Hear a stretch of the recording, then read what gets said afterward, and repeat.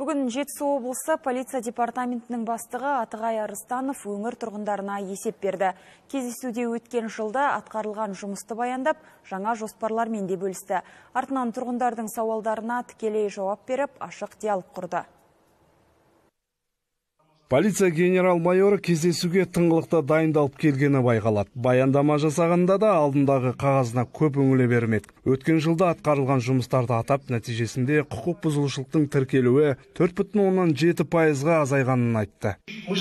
Өкінішке қарай мал ұрлығы әлі де біздің өңірдің өзекті мәселесінің бірі болып отыр. Ұрлықтың негізгі себебі мал бағудың дұрыс ұйымдаспауы, түнгі уақытта малды қараусыз жайылымға қалдыру сияқты себептері көп. Салдарынан ұрланған малды анықтауды қиындататынын атап өтуім қажет. Сонымен қатар қараусыз бос жүрген мал жол-көлік оқиғаларын тудырады. Тек 2022 жылы сондай жағдайда 2 еш жазықсыз адам қаза тапты. Малды тиісті қараусыз жайған үшін 1975 жылға қолданыстағы заңнамаға сәйкес жауапкершілікке тартылып, оларға 18 миллион 148 мың теңге көлемінде айыппұл салынды.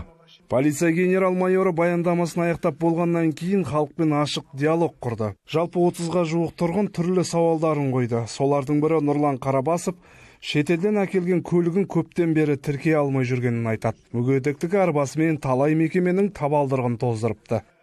2020 жылы қарапайым халық секілді армян көлігін алған болатын өзіме, қол жетімді болған соң.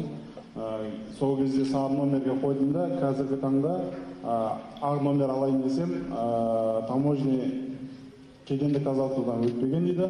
Бірақ менде налогыдан шығып тұр, мен штрафтарымды төлеп жүрмін, бірінші топ мүгедектігі болса, мен налог төлемеймін. Департамент бастығы жауаптыларға Нұрлан Қарабасовтың мәселесін тез арада қарап, шешіп берулерін тапсырды. Сіздер қазір міндетті түрде сол құжаттарыңызды көрсетіңіз, қандай құжаттарыңыз бар, қазіргі уақытта қандай құжат жоқ. Сіз айтып отырсыз ғой, оларда шетелден келген машина ғой, ол көлік неден өтпеген деп. Біз ол жаққа запрос жіберейік.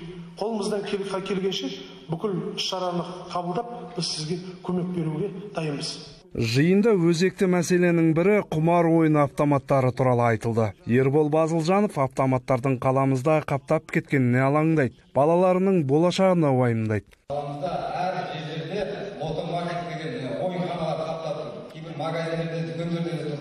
Оны арендасына төлегеннен кейін дүкеншілер соған рұқсат береді. Сол біздің көп жастарымыз қалады. Сол ойнап отыр. Жас отбасыларында да көп сол кесірінен айырылысып отыр. Сол сіз өзіңіз назарыңызға алсаңыз.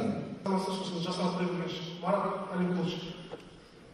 Қала акиматы мен ол жаңағы лото ойындарын кім ойды, оған кім рұқсат берді?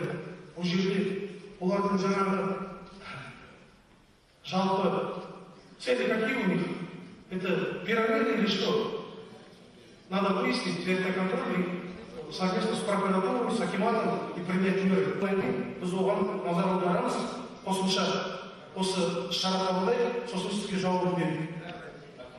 Кездесу 4 сағатқа созылды. Жиынға аудандарда онлайн түрде қатысты. Айта кетейік, полиция генерал-майоры алдағы уақытта тағы да 585 бейне бақылаулар қойылатынын айтты. Себебі қылмыстардың дені осы арқылы анықталып жатыр. Бүгінде 871 бейне бақылау камералары жұмыс істеп тұр. Нұржан Қасаболатов, Қайрат Қасырғанов, Жетісу арнасы.